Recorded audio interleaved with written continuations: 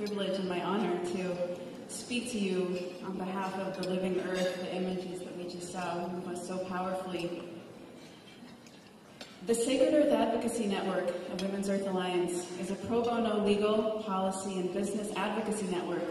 that's dedicated to working in strategic collaboration with Indigenous women environmental leaders in North America who are working to defend their sacred lands and their communities from the dirty energy life cycle, from mining to fuel development and energy production to waste dumping to climate-related imbalance. Women's Earth Alliance is building a movement, a diverse movement of talented and skilled advocates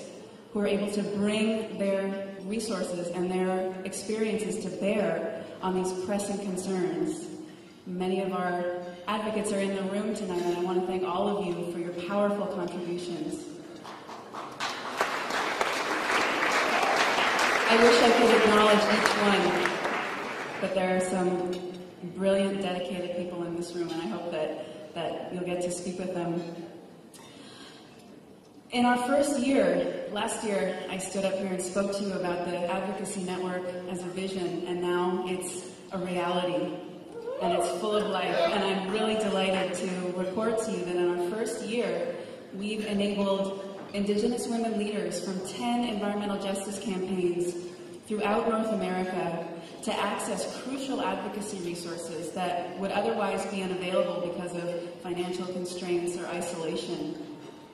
One of our advocates is engaged in full-fledged litigation on behalf of Khalid Sisk Franco and the Winnemem Wintu tribe of Northern California as they work to defend their sacred river from the expansion of a power generating facility that would interfere with water flows and salmon population, where salmon and people are kin.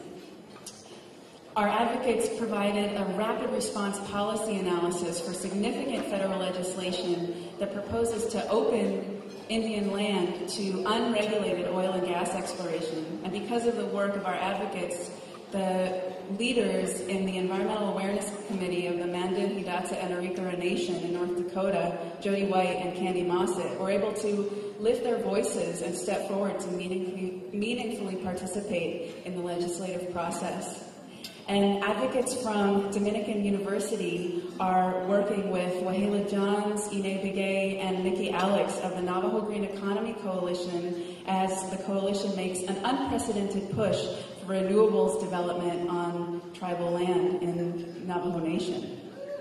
And our advocates are working to put together a comprehensive business development strategy in allegiance with them.